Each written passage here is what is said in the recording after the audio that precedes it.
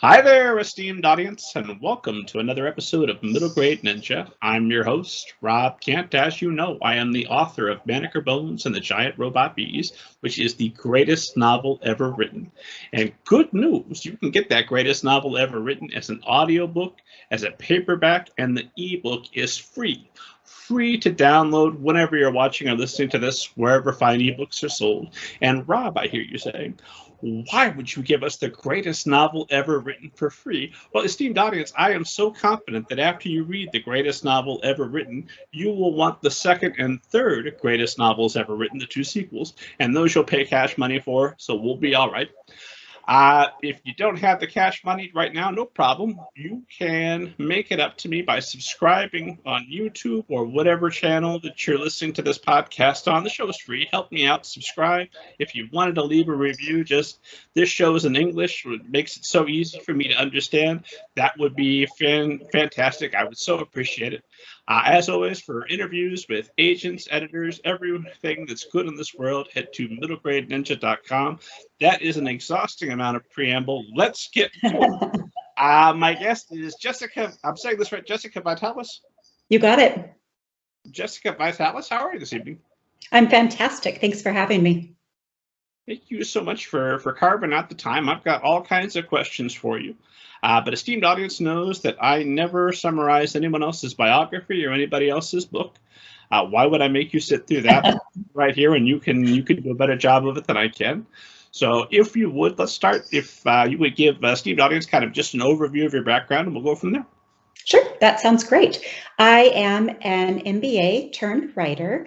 I am particularly interested in dark upper middle grade fantasy.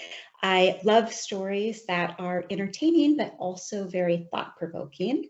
I am an active member of the literary community and often volunteer. I also run a program called Magic in the Middle, which is a series of free monthly recorded book talks that educators and caregivers can share with their young readers to get them interested in stories that they might not otherwise pick up.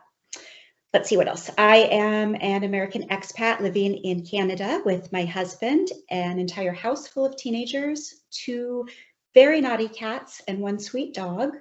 And my debut novel, The Wolf's Curse, comes out September 21st with Greenwillow, HarperCollins. And then I have a second book coming the following fall of 2022. And September 21st, of course, is Wink Wink Tuesday, esteemed audience. You could probably be pre-ordering your copy right now. And if you found us after Tuesday, good news. It's available at this moment. Get your copy. Are you able to tell us what book, the title of book 2 yet, or is that still a secret for the moment? That's still a secret for the moment. Gotcha. Something to look forward to. I'm imagining it's The Wolf's Curse 2. We'll go ahead and we'll confirm that now. No, it's actually, so my editor calls it a loose companion novel. And I can't say too much, but I will say that it is sort of the exact opposite of The Wolf's Curse, but at the same time, a perfect companion. So it's something I'm really excited about, and I cannot wait to share the details, but I can't say anything right now. I assume it's got to be a prequel since all the main characters died at the end of The Wolf's Curse, right? I'm not going to say a word. No, it's actually set in an entirely different country with entirely different magic. But it's still kind of a companion novel. Now I'm very curious. Yeah. I imagine, you know what? I'm not even going to ask the question. I'm going to know that the answer is no. I'll ask you when we're done. I'll get the answer. Fair enough. Well, you know, let's start there because I do want to talk to you about your time in the writing community and all the things. You know what? We could start anywhere. Let's start with making middle grade magic or middle grade magic in the middle. I was watching the show earlier today, and I'm newly subscribed. An esteemed audience who's heading to YouTube to subscribe to Middle Grade Ninja anyway. While you're there, subscribe. Tell us about your channel and what you're doing there. Sure. So Magic in the Middle is just a series of free monthly recorded book talks. So I read a lot of middle grade, and I figured as long as I'm reading all these books, I wanted to do something with that knowledge and particularly help young readers connect with books that they might not otherwise pick up. So every month I pick a book that I love, and I just do a quick 3 to 5 minute book talk telling the audience about the book. And I record those and share them live on YouTube, or you can subscribe and have it delivered free to your inbox every month. And it's my hope that either young readers will watch the videos, or teachers or caregivers or educators of any kind will share these videos with their young readers to connect them to new stories. And then sometimes you also have the author come on and they do like a quick introduction at the start of the show as well, right? That's right. Yes. I invite the authors always to submit a video. So sometimes they talk a little bit about their book, and sometimes they just share a quick behind the scenes story, something fun for the listeners that the readers may not otherwise have a chance to find out.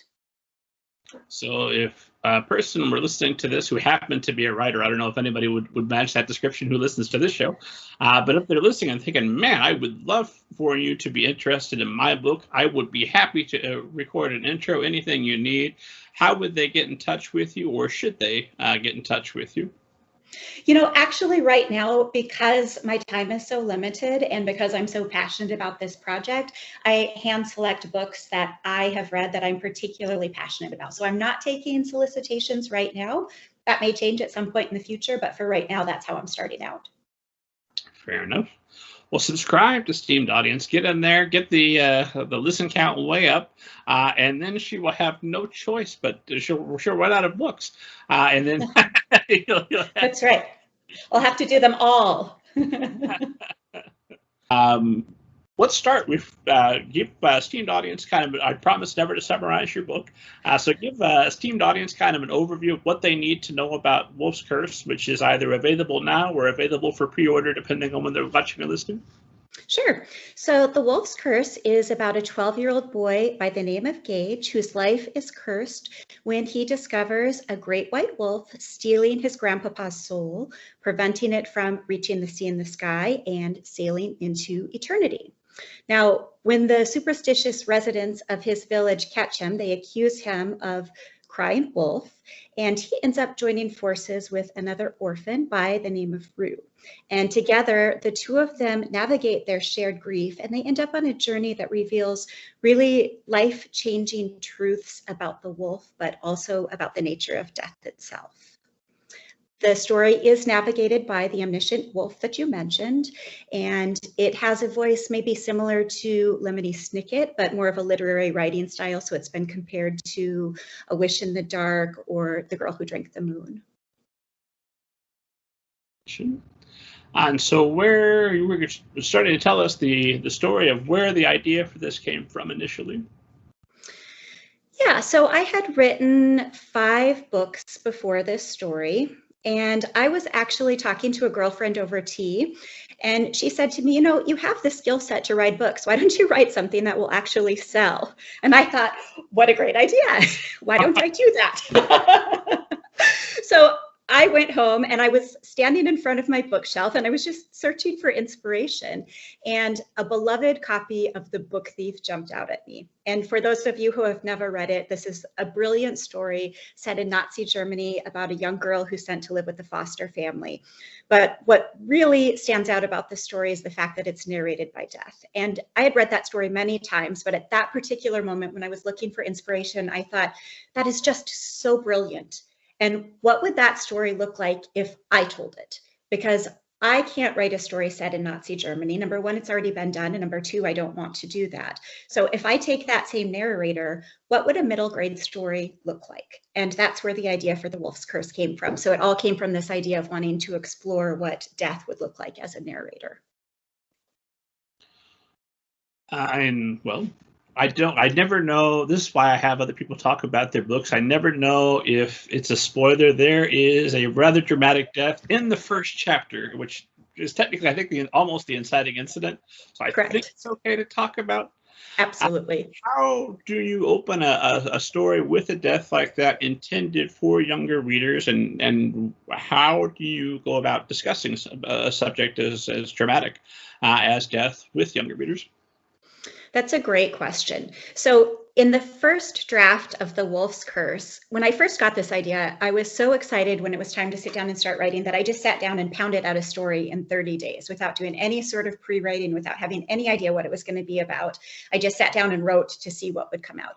And I sent it off to a beloved reader, and she said, you know, the writing's beautiful, but the story isn't about death. Like, there's no death in your story. It was sort of all this wandering around. And I kind of meant for it to be like a humorous, funny adventure story. And maybe death would be trying to trick somebody into taking her job. So that's the vibe I was going for. And she's like, well, that just doesn't work. That's not the heart of the story. So I threw that story out completely and started over with a blank page.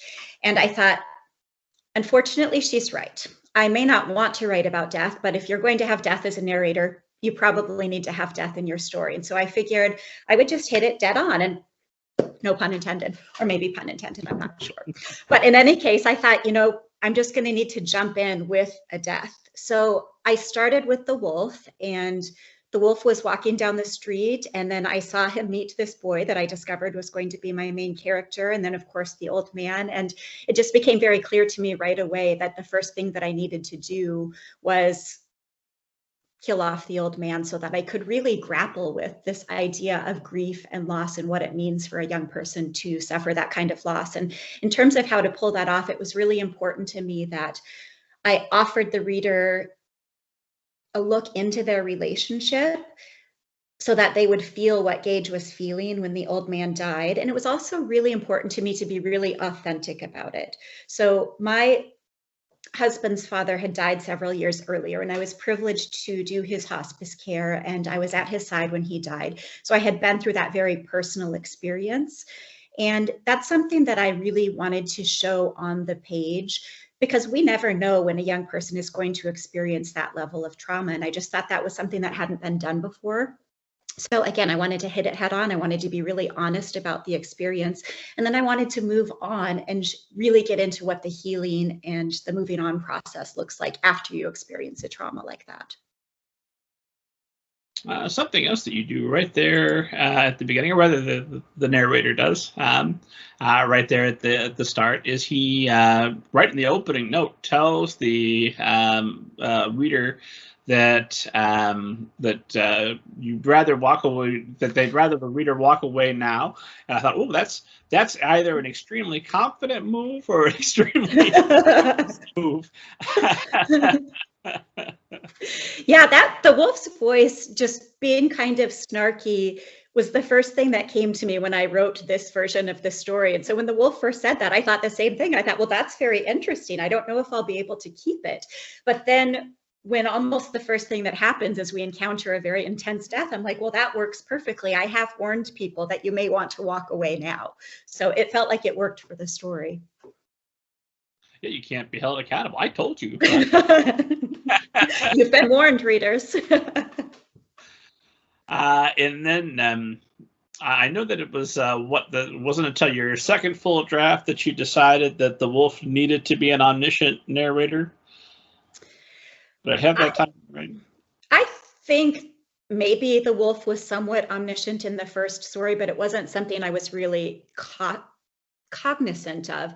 In fact, I'm not even sure if I really completely knew the wolf was omniscient when I was writing the second draft, because I remember a point I was either going back through my revisions or I was in the middle of writing it and I was like, oh my goodness, how does the wolf know what he's thinking? Oh no, I'm writing an omniscient narrator. Because that's always a little bit terrifying, especially as an unpublished author. You're told, you know, kind of stay away from the omniscient. It's really, really hard to write. And that's true, because you can be accused of head hopping. It can be really hard to close that distance between the reader and the character on the page. If you're using an omniscient narrator, you don't always feel as close to the character as you want to. So I knew it was a really risky move, but the thing was I was having so much fun writing the wolf's voice that I didn't care. I thought, even if this story doesn't go anywhere, none of my previous 5 stories went anywhere, that's fine. I need to write this story because I'm really having fun with it.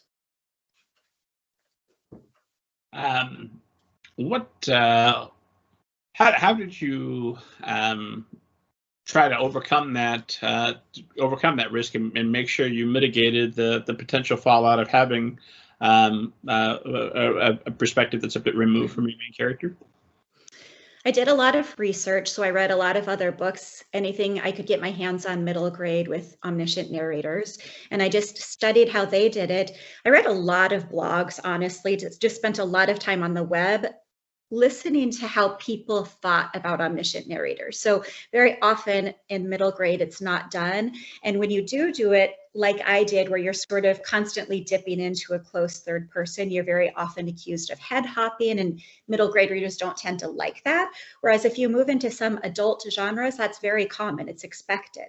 So I thought, well, it might not always be done, but if I can be really careful how I do it, maybe I can make it work. And so what I really focused on was making sure when I was going to move from the wolf's perspective to the main character's perspective, or sometimes even to other perspectives, I made sure to really try to signal it clearly so that the reader wasn't confused, that they would know, okay, now we're in Gage's head. Now we're going to hear more about Gage. So that's how I managed it. And I think it worked out okay. Well, I mean, we can't know for sure, but it is coming out. That's right. It's already out as team audience. So well, it's worked so far. It's interesting because when my editor first purchased the book, she said, I'm going to go back and do a read now and write up your edit letter. Is there anything you'd like me to keep an eye on? And so that was the only concern I shared with her. Am I doing any head hopping? And she didn't even address that in the edit letter at all. So I feel pretty confident that, at least from her perspective, it seemed to be working. And so with the world building, I know that you settled on a French-inspired seaside setting. How much research do you have to do for that? And also, how do you use that setting to deepen some of the themes of your book? The setting was really fun. So first of all, when I was in high school, I was studied in Germany for a year. So I had spent a year in a very small seaside village on the northern coast of Germany. And I had always had that in the back of my head, that I wanted to do a seaside setting in a book, but the right story had never come along. So after I did that first draft that I threw out, that first draft was a very vague European sort of Renaissance setting without any detail. And one of the things that I knew I needed to do in the second draft was to really focus on the setting and make the setting come alive. So I thought, okay, I'm going to do a seaside setting. But at the same time, I had just got back from a vacation in France, and I was absolutely obsessed with France, and I got to visit Normandy, and the beaches there had such an impact on me. So I kind of just merged the two, and I thought, I'm going to use my seaside setting, but I'm going to do it in France because that's where my passion is right now. And once I figured that out, everything else sort of clicked for the setting, because I started to think about how I wanted to have a really unique death mythology. So I put myself back, several hundred years ago and thought, if I'm sitting in a seaside village and I don't have any of the data and technology we have about how the world works and what's out there, what am I going to think about the world around me? What am I going to think the stars are up in the sky? And so immediately I thought, well, of course, they're going to think that they're lanterns lit by their loved ones. And of course, they're going to think their loved ones are going to be off sailing in the sea and the sky, because if you stand and look at the ocean, it can very often look much like the sky and you can't quite tell where the line is.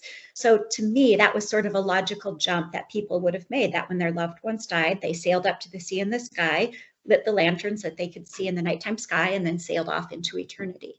So from there, I was just able to build on the mythology of what would it take to get up to the sea and the sky, and what kind of supplies would they need, and all of that filled out the world building for me. Makes sense. And then I was going to ask you about that sequel again, and that's just I will tell you, I don't think there's going to be a sequel. I think I love this wolf, but I might be done with it. The companion, yeah. So, instead of the question you can't answer that I was going to ask, let me ask you this. You said elsewhere that you're acutely aware of the imbalances, and I'm quoting you, so I'm going to get this right. You're acutely aware of the imbalances that exist in our society on both a personal and a societal level. It is my hope that by exploring these themes in my books, middle grade readers can learn to recognize injustice and inequality, which may help those experiencing it on a personal level, and potentially readers to eventually become a part of the solution. So how do you explore those themes without, writing an essay rather than a fictional story? And then how are you hoping to see that your readers becoming a part of the solution manifest? What can readers do after they've read your fiction to make that a better future? Sure. Well, it's interesting. I told you that I threw out the first draft and I wrote a second draft of this book. When I wrote that second draft, I sent it back to my same reader, and she read it again and said, the first half is perfect. You absolutely nailed it. The second half doesn't really work because you go all political. And the entire second half of the book turned into this political thing about getting this man who is abusing power. I don't want to go into too much detail and spoil things, but there is a man named Lord Mayor Volpine who definitely abuses his power in this story. And so I really veered away from exploring death and grief in that version of the story and sort of was working on getting him out of office. And that didn't really work for the story, although it felt very good for my heart. And so I threw out that second half again, and I rewrote the story again, and I focused it much more cleanly on death and grief. But because that's something that's really important to me and tends to show up in my work, I still wanted readers to see that in this society, there was an abuse of power going on, and there were the haves and the have-nots. And it's my hope by showing that readers can become aware of the fact that this exists. It's also my hope that young readers who are living lives where there is an imbalance of power, whether it's because they are poor or it's because they are in a traumatic situation where somebody is controlling their life in an uncomfortable way. Very often as children, we feel very powerless when that happens. And so I wanted to give them an example of a story where that is happening in another society so that they feel that they're not alone. But then I also wanted to show them that there are people who see that and who are working against it, and change may not happen right away, but change can be made in increments over time. And as you grow up, you do gain more power and the ability to make changes and make choices that will impact change. So it's some of those themes that aren't necessarily tackled directly in my story, but I hope that readers who are looking for them can find them, and maybe perhaps, if they go back and reread the story when they're older, or if they're rereading it with adults in their life, they can start to pick apart some of those more minor themes in the story. And you wrote the first draft in what, about a month initially? Mm-hmm. Yep. And when was that approximately? 2019. So that would have been May of 2019, I wrote the first draft. And then June or July of 2019, I wrote the second draft. And then I spent about 6 months rewriting that second half. I sent it to some more beta readers, picked things apart, did a little bit of revision, and then started querying in the early part of 2020. Gotcha. Just curious, we're talking about with fear of wealthy people abusing their power and politicians run amok. So I just wonder, what about? Yes, it's possible that there's an awful lot of my own personal feelings written in, but at the same time, I don't want to make it out that this story is about politics or that it's only appropriate if you have a particular political view, because that's not the case at all. I think everybody has the right to their own political views. It's just something that was brewing inside of me and that I wanted to explore on the page. I would like to think that everybody who's not currently using the money that's not going to feeding kids or providing health care to travel to space, everybody that's not doing that would agree that there's an imbalance of wealth and we maybe need to do something about it. I would hope that that's not a tremendously political statement. I hope so too. But if the last couple of years has taught me anything, it's that it probably is. It's entirely possible.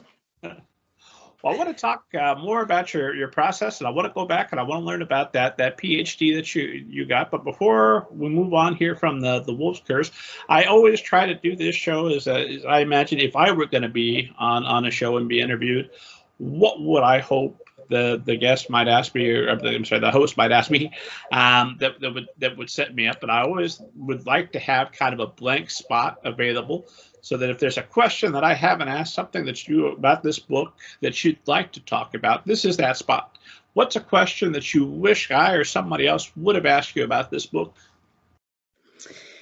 I think one thing that's really important to communicate about this book, we've been talking a lot about death and grief, and it's definitely a twist on the Grim Reaper mythology, but I don't want that to scare readers away. I definitely tackle that head on, but at the same time, this story is really a lot of fun. There's a snarky wolf, it's fast-paced, there's a lot of adventure. So if you have a reader that's not quite ready for the deeper themes, I think there's also space for a younger reader to appreciate this story, because I think that they'll take from the story what they need and want from it, and then the readers who are older and more mature and looking for the darker, heavier themes will also find that in the pages of the story. The wolf is very funny at times. Lots of amusing, snarky observations throughout. Mm-hmm. When did you, or how did you decide when it was appropriate for a bit of snark and for a good laugh to undercut some of that seriousness without completely undercutting the themes that you're going for, without taking away from the seriousness of death? How did you find that balance? That balance came very organically for me. The wolf's voice really drove this story. I pretty much just felt like I was channeling what the wolf had to say. So on the first draft, I just let it all out. There was some going back and saying, okay, that's maybe not quite appropriate here. There were a few times where I moved things around, so some of what she had to say came later in the story, but it pretty much is all on the page like it came out in that initial draft as far as the wolf's voice is concerned. Okay. Let's talk about how we get to here, because you go and you get your MBA from Columbia. I'm assuming that is not in anticipation of becoming a middle grade, although I could be wrong. You are absolutely correct, although it is because of my MBA that I became an author. Interestingly enough, I took a course in business school called Creativity and Personal Mastery, and it was given by a wonderful professor by the name of Shrikimar Rao, and he has a book out that I definitely recommend if you're interested in sort of creativity and personal mastery. But in any case, he was offering this very non-traditional course in the marketing program. And I thought, well, that sounds kind of cool. I think I'm going to go ahead and just see what he has to say. So I took the course, and it was filled with all sorts of interesting exercises. One of the exercises was that we had to design our ideal career. Now, for most people in business school, you go into business school sort of knowing what your career trajectory is probably going to be. You sort of go into banking, you go into business. There's pretty defined paths. I wasn't so sure any of those paths were going to be exactly right for me. And when I started doing this exercise, I started thinking about the traditional paths of, well, maybe I'd like to be a consultant. But we had to write down what your exact day would look like. You had to literally design a schedule for yourself, who you would be talking to, what you would be doing throughout the day. And no matter what I did, I realized that all I really wanted to be doing was writing stories. So I designed my ideal career as a children's book author. And then I finished that class and I graduated, and my husband's father that I talked about earlier got ill, and that's the time when I had the chance to do hospice care for him. And we eventually started a family. And so I really was able to set aside my business career that I had already sort of realized maybe wasn't going to be as fulfilling as I wanted it to be. And I was able to pivot. I was very, very fortunate. And that's, again, talking about the privilege that I talk about a lot. I realized that not many people have that privilege where I can just say, I'm going to set aside this very expensive MBA and I'm going to go pursue this path of becoming a published author, even though I will probably never make any money at it or be able to support myself at it. But I did that. I decided to just start writing and see where it took me. So that's how I got into writing. And I wrote, as I said, 6 books over the course of 13 years. I got my first agent after the 3rd book. And we queried that 3rd book as well as a 4th and 5th book over the course of, I can't remember now, but I think it was something like 5 years. And it was, again, in early 2020 that I had just finished writing The Wolf's Curse. I had a feeling there was something special about it, or at least it was special to me. I knew that this book was different than anything I'd written before. So my agent and I had a real heart-to-heart, and I adored my first agent. We had a fantastic working relationship, but we both agreed for whatever reason, it's not working, whether we're just hitting the wrong editors, whether she's not giving me the editorial guidance I needed. We just didn't know what was going on, but we decided it was time to part ways and for me to start fresh with this 6th book. So that's where the real magic in my story happens, the Cinderella story you talked about, because I had been practicing craft for 13 years at that point. I had been doing nothing but reading and writing. And I was introduced to a Newbery author by the name of Erin Entrada Kelley, who I believe you just had on the show recently, if I'm not mistaken. In fact, if esteemed audience wanted to enjoy that episode, it's episode 125. Check the back catalog, well worth your time. Yep, for sure. So Erin was a Pitch Wars mentor, which was a program that I had started mentoring as soon as I got my first agent because I wanted to give back to the literary community. Again, I had studied craft for so long and I wanted to be able to share that with people who didn't have the same level of privilege that I did. So I mentored through Pitch Wars, and Erin posted something on one of the mentor boards, and she said, I am teaching a class, I think it was at UCLA, and she said, I'm looking for the opening 5 pages of stories to share with my class, and I'll have them critique the stories and I'll share my critique. So if anybody wants to share, please send me your work. Well, of course, this was an opportunity I was not going to pass up. So I very quickly sent her my pages, and I didn't hear anything from her for a few weeks. And then one Saturday night, I got a direct message on Facebook from her, and she just said, I'm obsessed with this story. And at that point, I pretty much died a happy death, and my life could have ended and I would have been just fine because Erin Entrada Kelley loved my story. But of course, I thanked her, and she said, I'm going to teach it tomorrow. And I said, well, I'm really glad to hear you like it. And the next day she said, you know, my class really didn't have any feedback. I ended up using this as a text of really perfect writing and how you can do things right. And at that point, I was really on the floor, and I said, you know, this just is giving me so much hope. I'm getting ready to query, and I just really appreciate it. And she said, well, send me your novel and I'll take a look and maybe I'll pass it on to my agent. Of course, I did that. And I had been in this industry a lot of years, as I mentioned, and I didn't expect anything to come of that, because what are the odds that she would like my entire book enough to share it with her agent? What are the odds that her agent would like the book enough to make an offer? Not very high. Well, that was at about noon on Sunday, and I woke up Monday morning to a message from Erin saying, my agent loves your book and wants to set up the call. So within 24 hours... Very Sara Crowe. Erin Entrada Kelley took care of it for you. She took care of it for me. So yes, I call her my literary godmother. So I very much had a Cinderella story in terms of, you know, writing for 13 years, doing all the hard work, like you said, to learn the craft. And then I had a little bit of luck and good fortune, and my literary godmother swooped in and took care of the rest for me.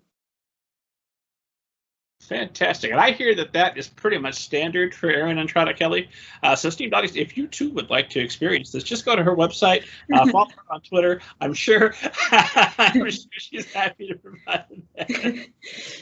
Seriously, she is a fantastic person, though, and her stories are so, so beautiful. So in terms of doing the work, I often recommend that people study her stories. And that's one of the things that I very often do, is take my favorite authors and I retype chapters from their books, because that teaches me how they do things. And as I'm retyping it, I think how I would have done it. And that way I can learn, well, why did they make that choice? And if I was going to make a different choice, why would I make that different choice? And I think when you really think about work on a granular level like that, there's really a lot to be learned. So Erin's books, particularly because she writes from different points of views often, she's just a fantastic master to learn from.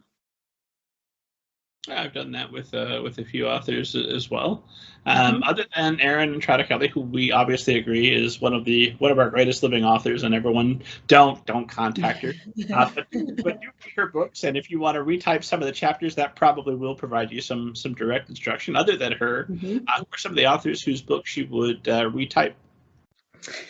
For sure, Kate DiCamillo, because one of the things that I struggled with in my craft journey is emotion and character development. So plot has always come very naturally for me. I have a very linear brain, and I really like knowing that you have to get from A to B, and I like coming up with the way to get there. When it comes to digging those messier emotions and characters, that's really hard for me. So authors like Kate DiCamillo that are just really masters of the emotional journey were really important.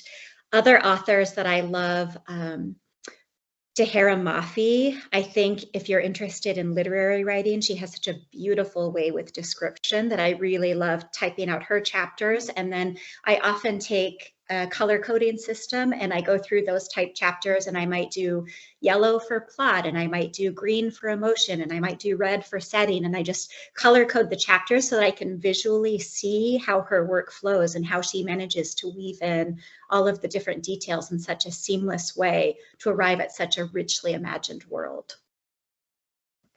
And this is part of what you're doing, I imagine, over those 13 years before your overnight success? That's correct. Mm-hmm.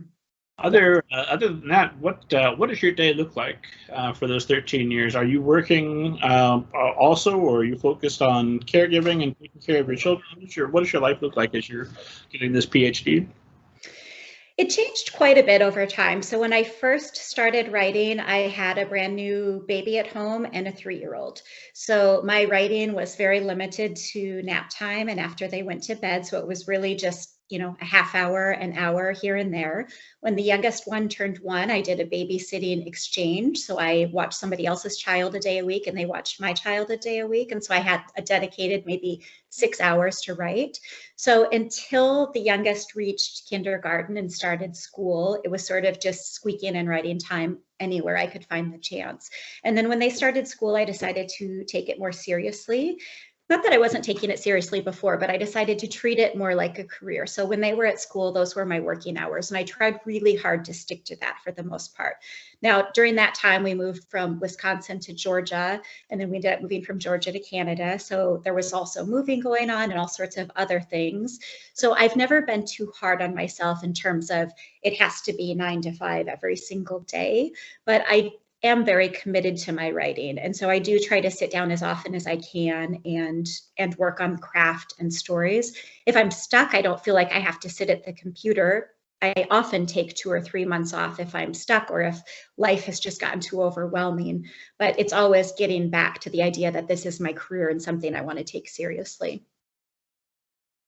Well, you mentioned that when you got started, you said, "Okay, I'm going to go be a children's author." You had already decided up front, ironically, since we all know that you're now independently wealthy, but you had decided this is not going to be a field of money. I'm not going to make money from this. This is going to be something for my heart.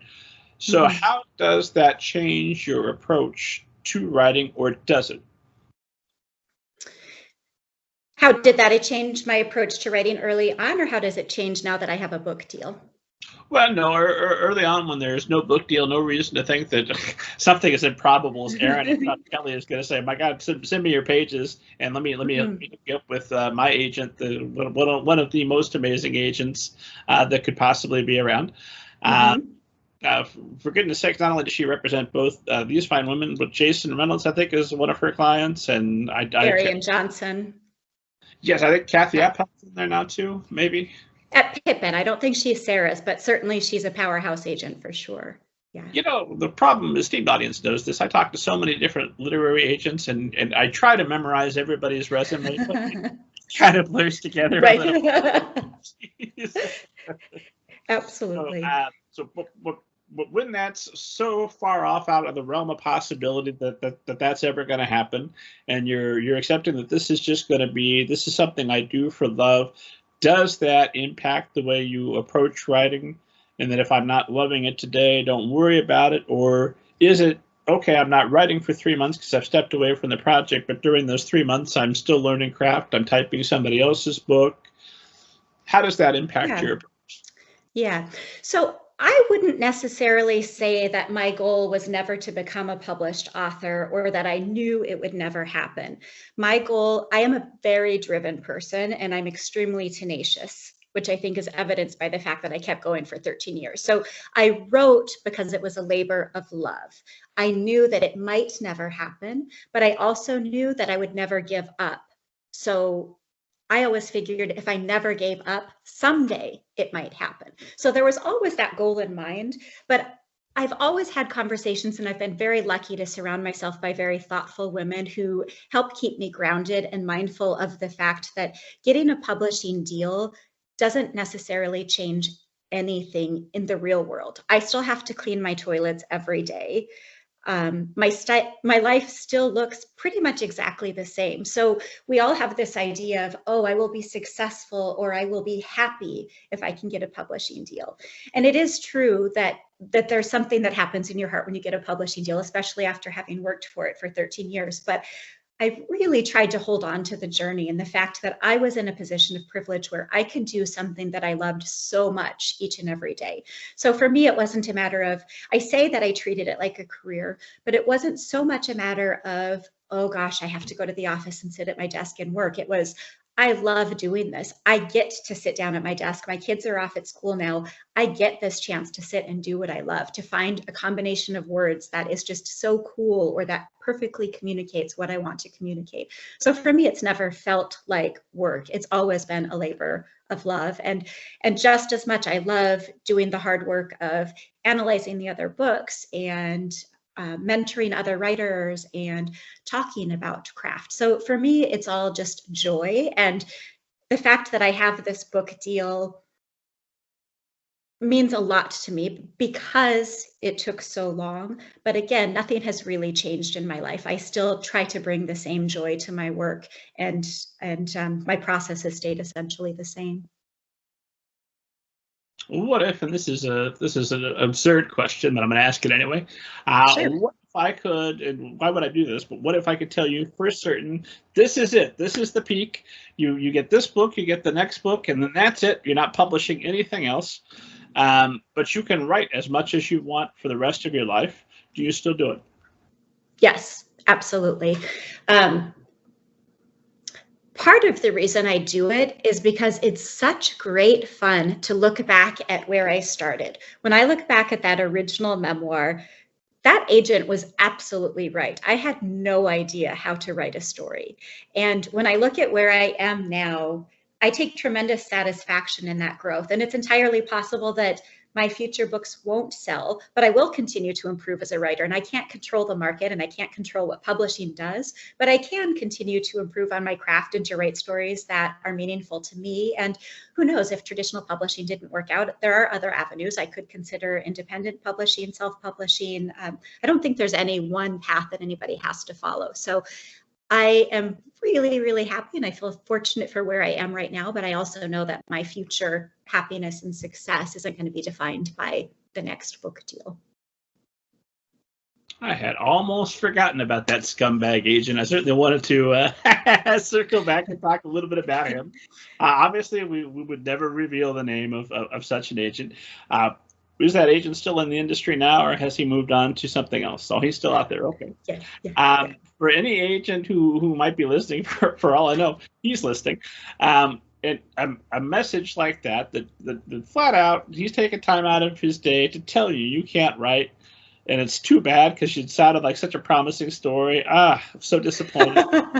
Does that inspire you, or does that crush you at the time? For any agents who might be listening, like, oh, I could make a future Jessica Vitalis. I'll send that nasty email. Was that helpful?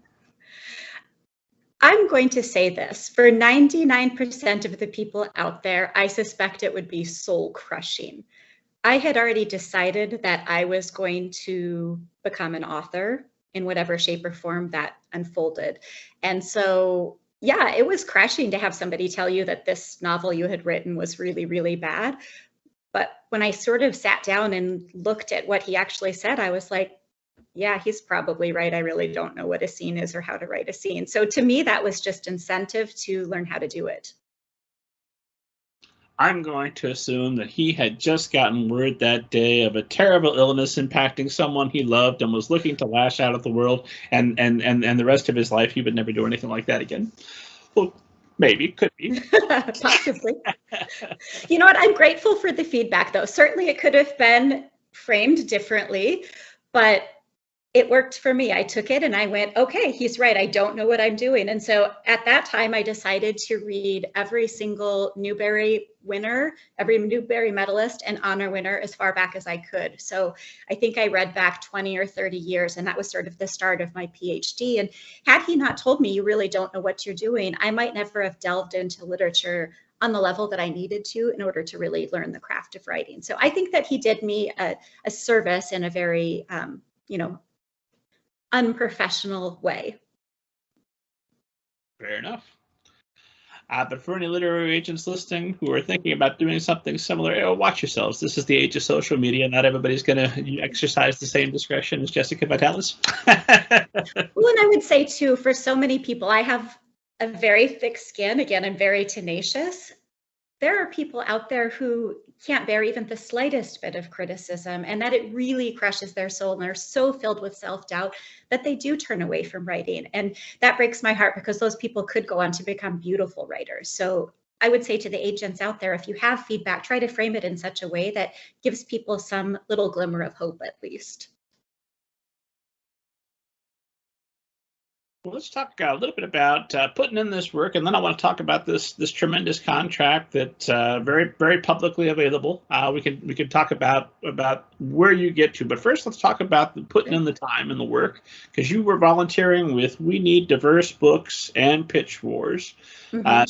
For esteemed audience who might not be familiar, which if they listen to this show, they're probably familiar. But if you would give esteemed audience kind of an overview of both of those programs, and what did volunteering for them do for your career, and what did it teach you about writing? Sure. So We Need Diverse Books is a tremendous program that's out there. It's a nonprofit program that is dedicated to helping diverse writers get their work out into the world. And so when I first got my literary agent was right around the time that program started. And so as soon as I heard about it, I thought, again, I have a lot of privilege. This is something that I can do to help shorten other people's journeys, to help make the world a better place. So I volunteered to read their grants. So when people submit their writing to win their grants, I was doing the sort of preliminary read-throughs and helping decide what got passed on to the judges who would actually do the reading and judging. And then Pitch Wars was a program, well, it's still in effect. Pitch Wars is a program that takes, I think, around 100 mentors a year, and anybody can apply. Anybody who is not agented or published and has a finished manuscript can submit their manuscript once a year and apply to get a mentor. So I applied to that program. I don't remember what year it was, but I do remember that I applied the first year I heard about it. It was maybe 2013, I want to say. And I applied in August, and I eagerly waited for the list to come out. I had a few requests from mentors for my manuscript, so I thought maybe I would be chosen, and finally I would have a mentor in the industry, somebody who could tell me what I was doing wrong in my writing and how to make it better. And when the list got posted, my name was not on it. But I hadn't started querying. I had just participated in a program called Write on Con, which is another conference that I recommend all of your listeners look into. At the time it was free. Now I think it's maybe $15 or $20. It's an online conference that is fantastic. You can go there and you can upload samples of your opening pages and your queries, and you can get feedback from all sorts of people and work to improve it. So I had done that, and a few agents had reached out to me and said, I saw your work on Write on Con. I saw the comments you were offering other people. I'm really interested. Send me your story.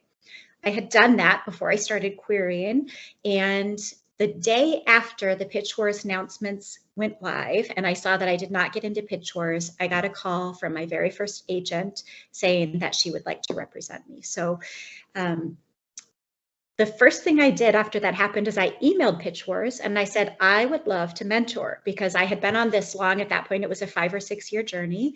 And again, I had been self-taught, and I was desperate for somebody to help me bring my work to the next level. And I thought, if I can use anything I've learned to help somebody else's journey, that's something that I want to do. So I mentored Pitch Wars for 5 or 6 years. I can't remember now.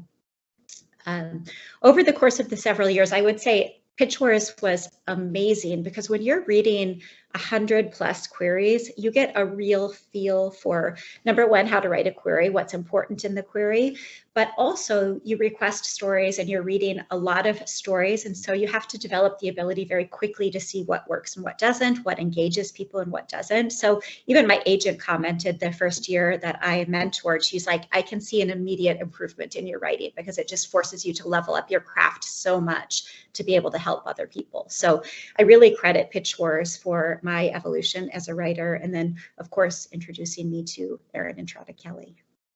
Sure, that was a difference maker. So okay, You level up your craft, you put in the hard work, and then your ship comes in. So let's talk about Sara Crowe goes to bat for you. Yes. She gets you this wonderful deal that, and for esteemed audience, I ask your permission up front before we start talking about it. Although this is, I believe, I found part of this on your website. You get a 6-figure 2-book deal for your debut novel. Everybody's dream, right? I mean, that's about as good as it gets. Absolutely. So where are you when you get that news? What is that day like? Sure. Well, actually, I'm going to back up just a little bit. What happened was Sara made me an offer. I signed with Sara. We did a very light round of edits before we went out on submission, just a few tweaks to the novel.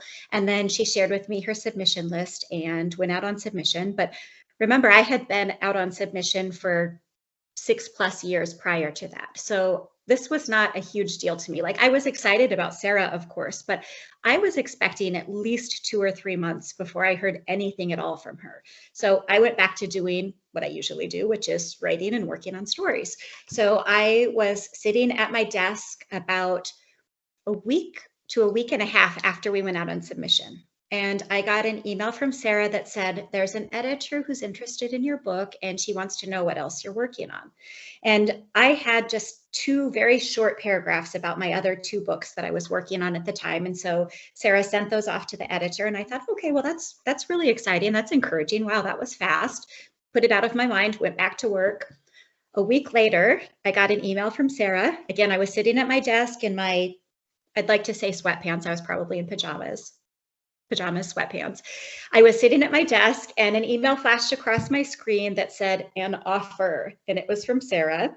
And so I opened up my email and she had just literally forwarded the offer from my editor.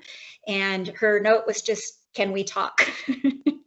And so I started screaming. I read the offer and I started screaming, and my teenage daughter was just outside my office. And so she came running in and I was like ugly crying, sobbing. And so she turned on the camera and started clicking photos and I was screaming, and I quick emailed Sara back and said, yes, but I need to finish ugly crying first. So my other teenage daughter ran in and the 3 of us were jumping up and down and screaming and crying. And I was hysterically reading this email out loud because I didn't know at first that it was a 2-book deal. So first I saw that I got an offer, and then I saw that it was a 2-book deal. And then I saw that it was a really, really good offer.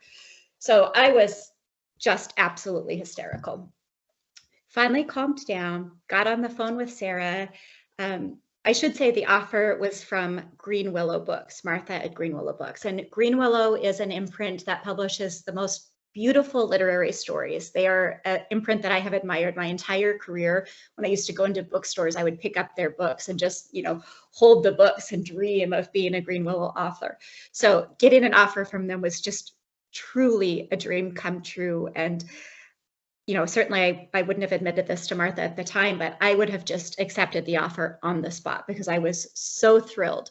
And Sara said, well, I think that they would be a really good fit for you. Let's go back and see if they'll put just a little bit more money on the table and do a preempt so that we don't have to go to auction. This was in early May of 2020. So we were in the first month to 2 months of COVID. Nobody knew what the world was like. Nobody knew what publishing was going to do. Sara and I did not want to get in a position of looking like we were, being greedy and trying to go for more money. Like, that's not what it was about. I was already really happy with the offer. So I said, Sara, just go work your magic, make whatever decisions you want to make, talk to the editors, let me know. I love Martha. I love Greenwillow. I'm in. I love this offer. So she called me back the next day and she said, yeah, well, I talked to them and they really, really, really want your book. And so they've doubled the offer. And at that point, I pretty much just dropped the phone because, as I said, I would have accepted the previous offer, which I really hope my editor is not listening to this. But it's too late now. Thank you, Martha. So that was it. I said, I'm done. She said, we could still go to auction. And I said, really, I'm done. Greenwillow's the perfect home for me. So that was it. She accepted the offer, and then it was maybe another 2 or 3 months before the contract came in. So you always hear that things are really slow, and that's really, really true. It truly was at least June. In fact, I think it might have been July even before I was able to announce. So it takes a really long time. And I didn't know anything about the contract process. Sara took care of all of that. Like, she's just an absolute wizard. So she sent me the contract and said it's ready to go. And I said, great, and signed on the dotted line. And then we were able to announce. So that's sort of how it all unfolded. It was magical, though. I have to say it was really incredible. May to July, and you're shaking, wanting to tell everybody that you could ever read. I'm assuming, like, let me hop on Facebook and tell everyone I went to high school with. Guess what? Yes. Yeah. So during that time, plus, the world's kind of sort of falling apart. So plenty of reason already to be anxious, to be wondering, well, how is all of this impacting publishing? How is this impacting my contract? What does that 2 months look for you? Is that a time look like for you? Is that a time of great turmoil, or do you know that Sara Crowe has got this? You focus on your writing, or a little bit of both? I mean, certainly it was a time of great turmoil for everybody. My anxiety was sky high. I had a lot of trouble focusing. Fortunately, I didn't have an edit letter yet, so I didn't have to be doing any work on The Wolf's Curse. But I did know that I had a 2-book deal, and the second book was unspecified. So I had quite a lot of anxiety about what that would look like. So at that time, I really buckled down and tried to flesh out this second book idea and what that might look like. It wasn't easy. That book took me, well, really up until now to write. That book took me a full year to write, which normally I write my first drafts in a month or two. So certainly COVID slowed down my writing process and my ability to focus a lot. But I just did my best to let Sara do her thing and focus on the next book, because after having written for 13 years, I know that's all you can do. At the end of the day, all you can do is focus on your next book. And so when you have an unspecified second book like that as terms of accepting the offer originally, and I'm assuming somewhere in there you got paid. Once that happens, that second book has to happen. What does that look like? Do you go back to the trunk and say, hey, I wrote 6 other books. Are any of those good here? Or do you write full ideas for pitches and see where Sara and Martha are on them before you start writing? Or do you just write the book of your heart and hope it works out? How do you navigate that? Well, I had another book that was a little over half written that I really, really loved. And that was one of remember I told you I had sent the 2 paragraphs off to the editor. And I figured, since she made a 2-book offer based on one of those 2 paragraphs, she would probably want one of those 2 books. So I just worked on fleshing out both of those ideas. One of them was a half-written book, so I worked on polishing that a little bit more, and then I worked on fleshing out more of an outline for the second book.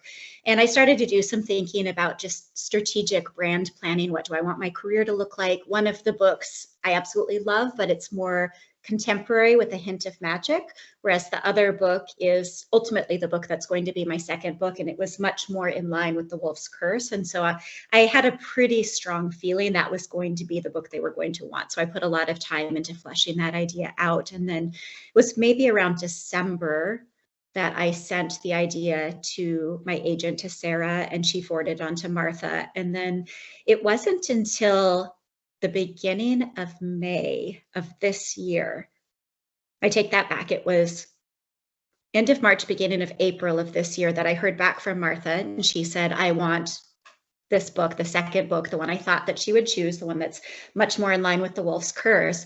She said, but we want to publish it fall of 2022, because then it's exactly a year out from The Wolf's Curse. That means that I need your first draft by the end of May. Can you pull that off? So that was essentially 8-ish weeks that I had from the idea, getting the idea approved by my editor, to writing the full manuscript. So that was pretty wild. And, we're still in the heart of COVID. My focus is still not good. So I had been, like I said, picking away at that story. So I felt pretty good that I could pull it off, but it was a really, really intense 8 weeks. Well, there's no sudden calm in there. There's like, hey, even if I don't pull this off, I'm getting paid. The contract says. No. For me, it was really just about, wanting to get the story out there and wanting to make it the best story that I could make it. Again, focusing on craft. Let's talk just a little bit about being paid as delicately as I can without becoming crass. But that is something I know that every author is, not every author, but a lot of authors are hoping that, oh my God, that's the day I'm quitting my day job. Goodbye, the moment I sign that contract. 6 figures, that sounds wonderful. Does a truck pull up to the house and they just the front lawn? That's exactly what happens. So without getting into your personal finances, what can you tell us about what to expect when that happens? Sure. I'm trying to recall the exact details of the contract. I believe that it called for 50% to be paid out upon signing of the contract. So that would be 50% of the first book. So within maybe a month of signing the contract, a direct deposit was made into my account of 50%. And then I received this, no, actually, I think it was 50% of both books were paid out upon signing the contract. I'm fairly certain that I got a complete payment. Yep. Yeah. And then I got the payment for the second book when I turned in my, I think it was somewhere in between developmental edits and copy edits. So that was close to 6 months later, I guess, or maybe even closer to a year later. I lose track of time. But in any case, you have to turn in a manuscript before you get your full payment for the book.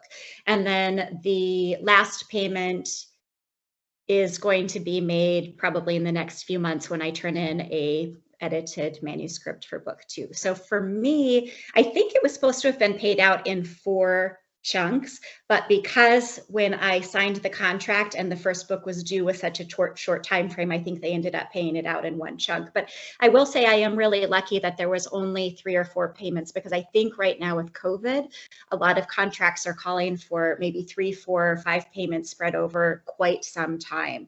So I don't know if that was Sara working her magic. Like I said, I just let her do her thing. I have no idea if that's what they originally proposed or if that's what she negotiated for me. But when you have Sara Crowe in your corner, you don't really need to sweat those kind of details because she just makes it all happen. So in Sara Crowe, Martha Mihalik, I think I'm saying that Mihalik? I'm not sure, actually. I've only spoken with her once on the phone. We do all of our communication by email, so I need to figure that out.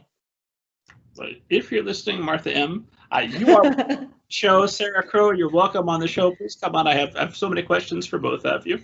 One more in the weeds questions about money, and we'll move on to editing.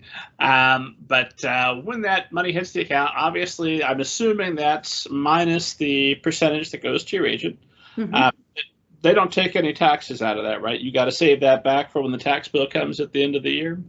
That's right. So normally you have the amount that is set to be paid out by your contract, and that amount goes directly to your agent. They take their commission and then they send you the rest.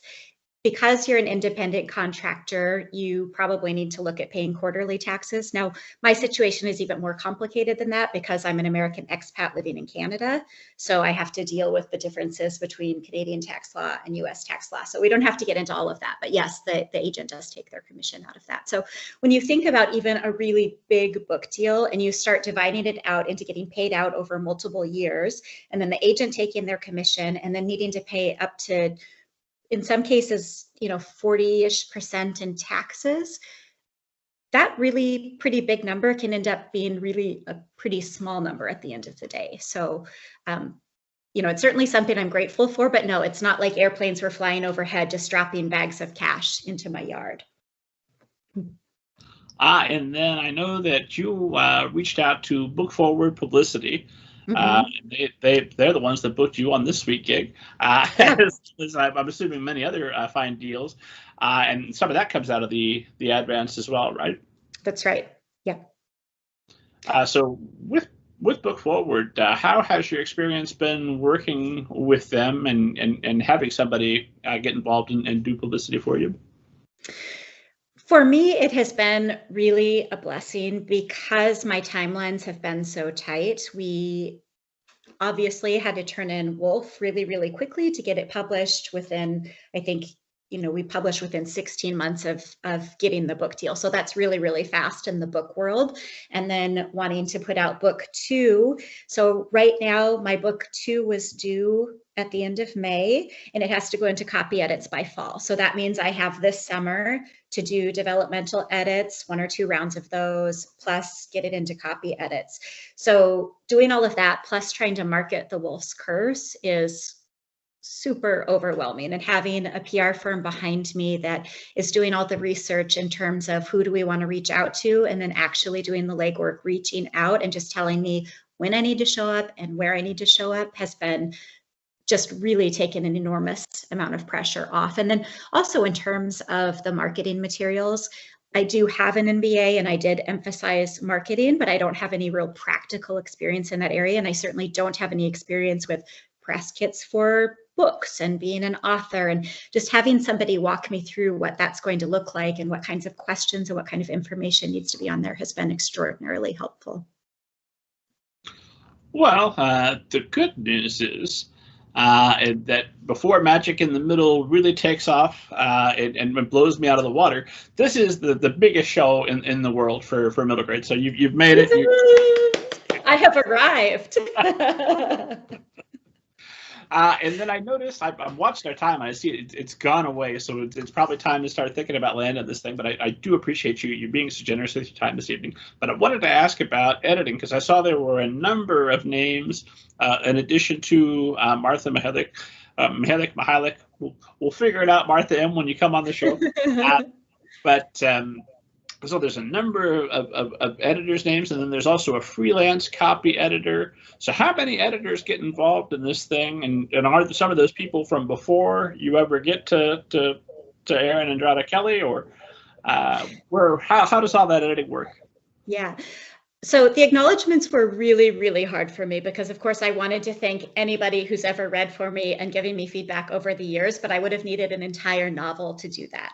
So I really tried to narrow it down to the people who worked primarily on this novel with me. So I have a large group of my book group that I meet with monthly, and they wanted to read the story and they gave me some feedback. So I felt like I wanted to acknowledge all of them. And then I have some beta readers and critique partners that I trade sometimes monthly, and sometimes we trade entire stories. So it was important to me to thank them. And then there are a few other names on there of people that were just really pivotal in my life, like Shriki Marrao, the professor I talked about. Early on in my career, when I was writing that memoir, I had hired a freelance editor to just teach me some basics. I didn't know what the difference was between author voice and character voice. And so she walked me through some of those basics and made a really big difference. I can still sometimes hear her editing in my head when I write. So I wanted to thank a few of those people. But in terms of The Wolf's Curse, it really came down to a few very close critique partners and beta readers, and then my book group that read at the end. And then it was just Sara offering her feedback, and then Martha's really super brilliant developmental edits. And then within the Greenwillow team, there is another editor that sort of does the day-to-day.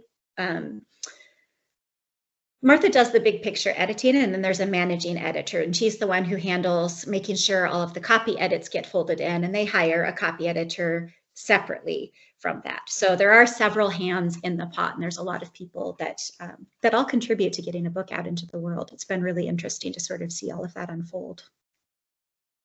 Well, you're going to have very long speeches to give once you start winning all the awards. I hope I have that problem. Jessica Vitalis, have you ever seen a flying saucer and or a ghost? Well, I cannot say that I've ever seen a flying saucer, but I do have a very interesting ghost story. Go on. Before I moved to Canada, we lived in Atlanta, Georgia, specifically in Decatur, a very small sort of town within the city limits of Atlanta. And we lived in a 100-year-old bungalow.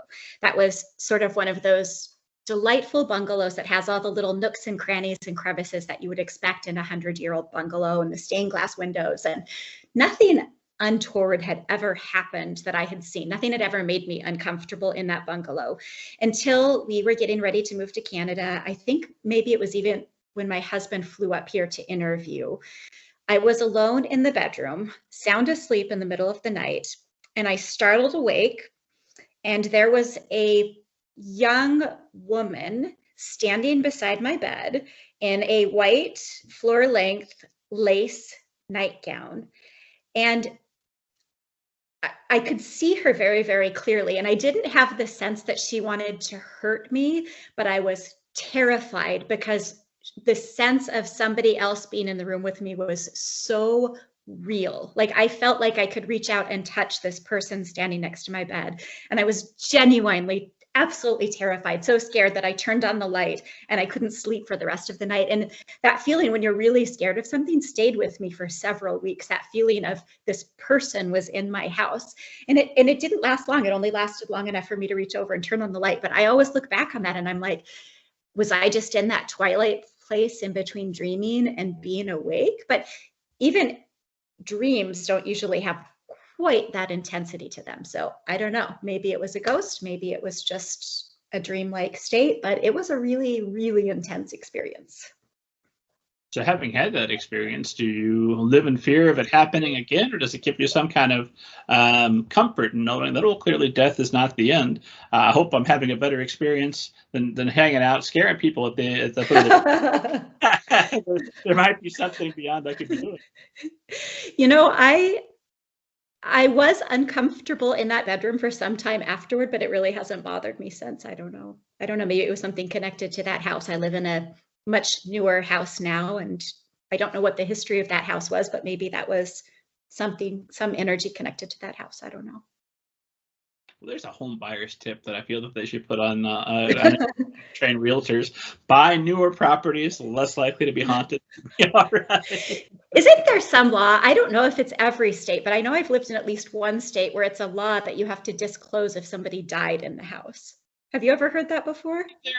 I know that that's the premise of several books and TV shows. There are a couple of states with that law. I know it's not here in Indiana because I bought my house and then afterward found out who died here. I was like, I hadn't told you that, but I guess not. Interesting. Seems like I should have Googled that up front, although we haven't had any, knock on wood, we haven't had any paranormal experiences. So interesting. It could still happen. You never know. Yeah. Well, I mean, sooner or later, I've got to write another horror novel, and I'm always looking for ideas. So it would not go wasted. That's fantastic. I do think maybe someday I'll write a ghost story. We'll see. Have you got a candy craving for one? Maybe a little bit. Is that going to be that second companion novel, the title of which is? Not going to happen. That was a nice try, though. I will give you one little nugget. I will say the world building is completely different than The Wolf's Curse, but exactly the same sort of world building. So very unique setting, very in-depth world building, same sort of magical feel, but the exact opposite. And the anticipated release date where a Steve audience will be able to mark it on their calendar is? Fall of 2022. We won't have an exact date until later this year. Fair enough. So everyone should be checking out your social media, your website to be keeping tabs for when that announcement's going to drop. Absolutely. If they wanted to do that, where would they go? They can find me on Twitter at Jessica Vitalis or on Instagram at Jessica the Author. And then I also have an author page on Facebook with the same name, Jessica the Author. And then you can find me and Magic in the Middle at www.jessicavitalis.com. Jessica, this has been an absolute pleasure. I so appreciate you making the time. I've got one last question, and we'll call it a night. But my last, but thank you. Again, for making the time, for being such a wonderful guest. My last question is always some variation of, if you could go back 13 years ago, the start of your career, the middle of your career, wherever it would have been useful, and give yourself some advice other than watch out where you're sleeping. The ghosts come around. Give yourself some advice about writing that maybe would have made your path easier. It might make easier the path of all those watching or listening to us right now. What would you go back and tell yourself? I think I would try to teach myself that readers don't care about the plot. The plot is something that carries the character along, but readers really fall in love with characters. And so the more time you invest in helping the readers to care about your characters, the more emotional impact your book is going to have. And that took me a long time to learn. So that's something I wish I had figured out a whole lot earlier. There we have it. Esteemed audience, as always, head to middlegradeninja.com for interviews with Erin Entrada Kelley. Plus, hopefully, eventually, Sara Crowe and Martha M. and all kinds of other wonderful people. Everybody that's fantastic at publishing, anybody who's anybody, has been at middlegradeninja.com. Download your free copy of Banneker Bones and the Giant Robot Bees, and God willing, I'm alive. I'll see you next week.